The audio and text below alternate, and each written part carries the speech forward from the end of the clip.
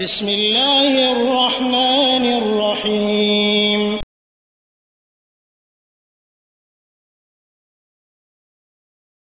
ওয়ালাইকুম আসসালাম রহমতুল্লাহি ওয়া বারাকাতুহু। বোন, আপনি জিজ্ঞাসা করেছেন, কেউ যদি নামাজ নিয়ে খুব খারাপ মন্তব্য করে তবে তার জন্য কি শাস্তির বিধান আছে।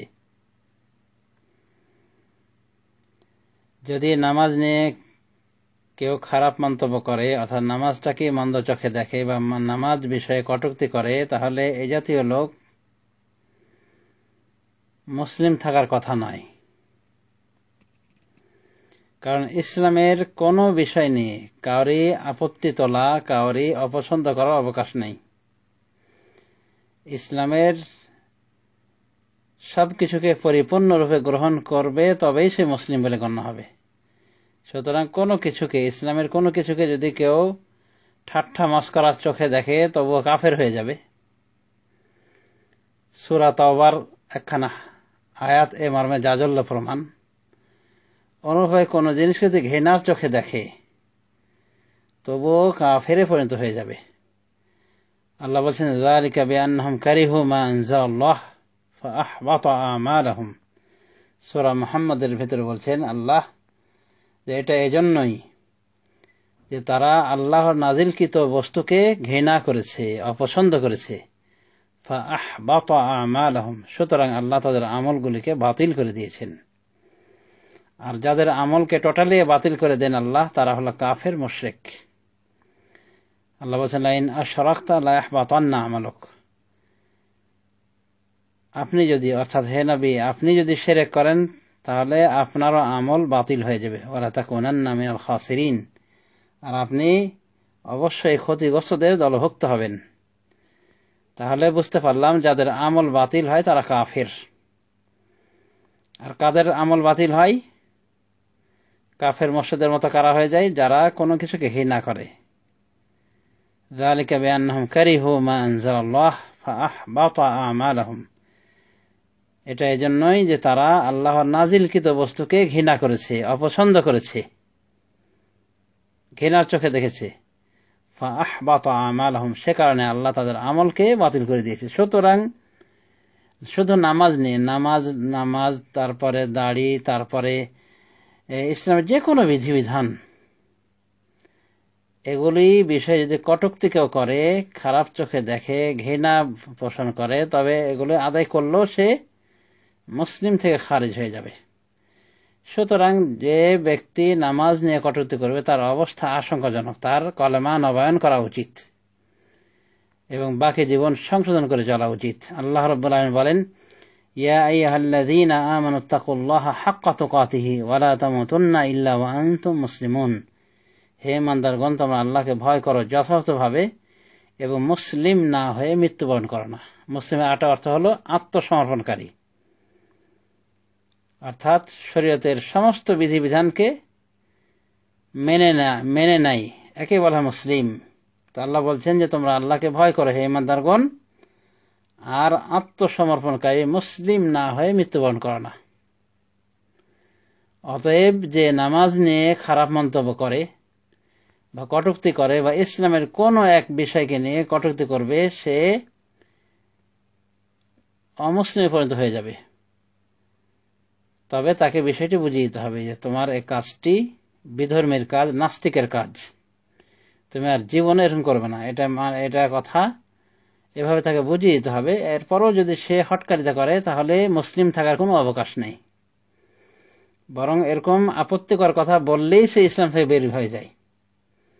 একমাত্র নমুসলিম যদি বলে, তাহলে যেহেতু তার ইসলাম সম্পর্কে অনেক কিছু জানা থাকে না, ইসলামের বিধিবিধান, সেই হিসেবে ছাড় দিয়েছেন অনেক উলামায়ে দ্বীন। কিন্তু যারা মুসলিম সমাজে বসবাস করে তাদের মুখে এরকম স্বভাব পায় না, এরকম কথা, ন্যাক্কারজনক কথা। এই জন্য অনেক উলামায়ে দ্বীন বলছেন যে না, ও সরাসরি কাফের হয়ে যাবে ইসলামের কোনো বস্তুকে যদি ঘৃণা করে। আল্লাহর নাজিলকৃত কোনো বস্তুকে যদি ঘৃণা চোখে দেখে বা কটূক্তি করে বা বিরূপ মন্তব্য করে যে এই বিধানটা আমাকে ভালো লাগে না, এটা এরকম হলে বেশি ভালো হয়, এটা কেন এরকম, সেটা কেন সেরকম ইত্যাদি, তো এ জাতীয় লোকদের অবস্থা আশঙ্কাজনক। এ জাতীয় লোকদের অবস্থা অবশ্যই আশঙ্কাজনক। আল্লাহ রাব্বুল আমিন এই সমস্ত পাপিষ্ঠদেরকে হেদায়েত দান করুন। আরেকটি বিষয় আপনি জানতে চেয়েছিলেন যে যে ব্যক্তি এভাবে নামাজ নিয়ে কটূক্তি করে তার শাস্তির কোনো বিধান আছে কিনা। হ্যাঁ, তার নামাজ নিয়ে কটূক্তি করে যে ব্যক্তি এভাবে কটূক্তি যে করবে, শুধু নামাজে নয়, যে কোনো বিষয়, ইসলামের কোনো বিষয় নিয়ে যদি কটূক্তি করে, তাহলে এ জাতীয় ব্যক্তি অমুসলিমে পরিণত হয়ে যায়, কাফের মোরতাদে পরিণত হয়ে যায়, যদি ইচ্ছাকৃতভাবে এভাবে সে কটূক্তি করে। তার ক্ষেত্রে ইসলামী শরিয়ার নিয়ম হলো, যদি মুসলিম রাষ্ট্র থাকে তো মুসলিম রাষ্ট্র নায়কের পক্ষ থেকে বা তার প্রতিনিধির পক্ষ থেকে এই ব্যক্তিকে কলেমা পড়ানো হবে, এই ব্যক্তিকে তওবা করতে বলা হবে যে তুমি যে কাজ করে সেটা থেকে তওবা করো, এই ঘৃণ্য মন্তব্য থেকে ফিরে আসো। 3 দিন তাকে সময় দেওয়া হবে, 3 দিন পর্যন্ত সময় দেওয়া হবে। যদি সে ফিরে আসলে তো আসলো, নতুবা মুসলিম সরকার তাকে মৃত্যুদণ্ড দেবে ইসলাম নিয়ে বা ইসলামের কোনো কিছু নিয়ে এভাবে কটূক্তি করার কারণে।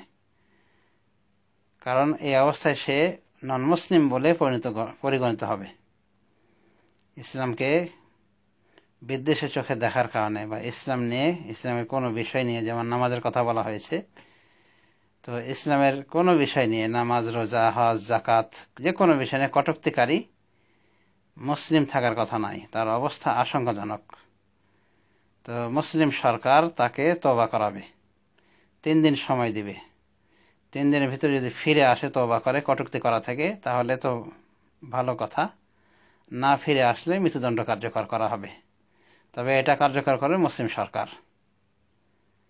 মুসলিম সরকার দায়িত্ব, পাবলিকের এটা দায়িত্ব নাই। আবার এখানে কিছু কিছু ইসলামিক স্কলার বলেছেন যে না, ওকে তওবাও করানো হবে না। যদি মুসলিম দেশে বসবাস করে, তওবারও সুযোগ দিতে হবে না, সাথে সাথে তার মৃত্যুদণ্ড কার্যকর করতে হবে, এবং এই মৃত্যুদণ্ড কার্যকর করবে মুসলিম সরকার। তাহলে বিষয়টা বোঝা যাচ্ছে যে অত্যন্ত জটিল, কিন্তু এরপরও অনেক অজ্ঞ, মূর্খ, জাহেল না বুঝেই মন্তব্য করে বসে। দ্বীন ইসলাম সম্পর্কে, দ্বীনের বিভিন্ন বিষয় নিয়ে কটূক্তি করে থাকে।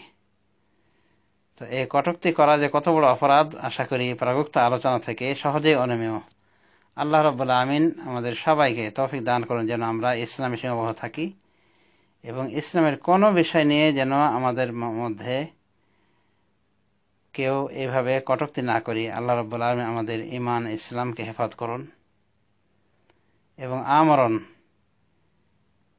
এই ইসলামী শরিয়ার উপর প্রতিষ্ঠিত থাকা তৌফিক দান করুন। আমিন। সাল্লাল্লাহু আলা নবিয়্যিনা মুহাম্মদ ওয়া আলা আলিহি ওয়া সাহবিহি আজমাইন।